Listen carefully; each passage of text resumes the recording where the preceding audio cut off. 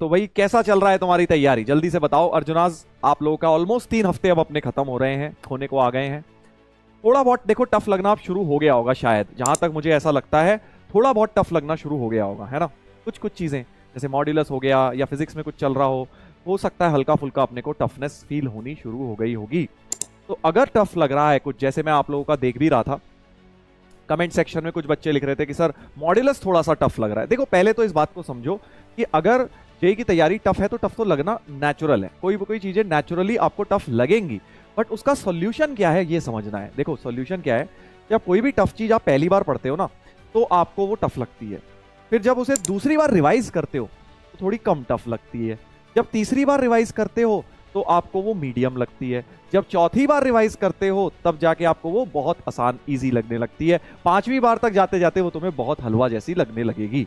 तो कोई भी टफ चीज अगर आप पढ़ रहे हैं उसको समझिए उसकी साइकिल्स होती हैं रिवीजन की। पहली बार में कोई चैंपियन नहीं बनता। जब हमने पहली बार मॉड्यूलस पढ़ा था तो हमें भी बहुत हजारों डाउट्स थे, बट इंपॉर्टेंट चीज क्या है, अभी तुमने एक बार पढ़ा, दूसरी बार जब रिवीजन करोगे, नोट्स में एक एक चीज रिवाइज करो, नोट्स के क्वेश्चन दोबारा दोबारा करो, डीपीपी के जहां सवालों में फंसे थे वो दोबारा दोबारा करो, तो तुम्हारा कॉन्सेप्चुअल क्लैरिटी बढ़ेगी बेटा। ठीक है, कॉन्सेप्चुअल क्लैरिटी बढ़ेगी। और फिर जब तुम ये प्रोसेस 2-3 बार करोगे, अब देखो आज से 4 महीने बाद फिर मॉड्यूलस रिवाइज करोगे, 2 महीने बाद फिर मॉड्यूलस रिवाइज करोगे, जब टेस्ट आएगा या वैसे ही आप करने बैठोगे रिवीजन, तो आप देखोगे आपको फिर समय भी कम लगेगा रिवीजन में और आपको चीजें नेचुरली लर्न होनी शुरू हो जाएंगी। ठीक है ना, तो घबराना बिल्कुल नहीं है।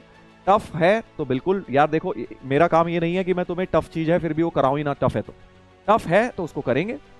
ठीक है, मैच्योरिटी लेकर आइए अब अपने अंदर कि भाई टफ है कोई बात नहीं सर, 40, 50, 60% भी अगर हमको समझ आ गया या हमें कंफर्टेबल लग रहा है तो उसको करके आगे बढ़ते जाओ। इंपॉर्टेंट चीज क्या है, आगे बढ़ते जाना। 10th की तरह नहीं होता, जब तक एक मेरा 100% फोड़ नहीं दूंगा तो मैं आगे नहीं बढ़ूंगा, ऐसे नहीं होती जेई की तैयारी। आपको जितना समझ आया आगे बढ़ गए, आगे बढ़ गए, आगे बढ़ते गए, और फिर रिवीजन में देखो 15 अभी 40, 50, 60% कोई भी चीज आपको चमक गई, 10-20% रिवीजन में चमक जाएगी, 10-20% और दोबारा रिवीजन करोगे तब तक चमक जाएगी, तो 80-90% एक चैप्टर चमक गया तो बहुत है, इससे ज्यादा होगा भी नहीं।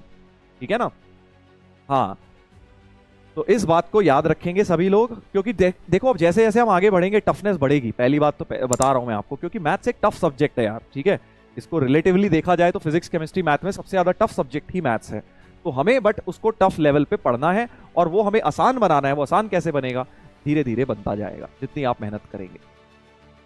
सर डीपीपी टफ, फिर वही बात देखो, फिर ये अगर तुम टफ शब्द का इस्तेमाल करोगे तो मेरे को लगेगा पता नहीं तुम झेल पा रहे हो कि नहीं झेल पा रहे।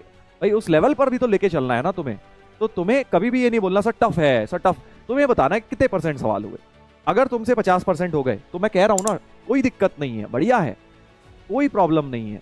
अब तुम्हारे टफ की डेफिनेशन है कि सर मेरे से तो 88 क्वेश्चन ही हुए, 10 में से मेरे को टफ लगी सर, 2 सवाल बहुत टफ लगे। अरे तो लगेंगे ही भाई, 2-4 तो टफ डालेंगे ही ना, ताकि तुम थोड़ा सा घूम जाओ, ताकि तुम कॉन्सेप्ट को समझ पाओ और कॉन्सेप्चुअली तुम्हें चीजें सीखो। बाकी पिछली वाली डीपीपी तो टफ नहीं थी, खैर लॉग वाली तो आसान ही थी। हाँ मॉड्यूलस वाली डेफिनेटली बोल सकते हैं।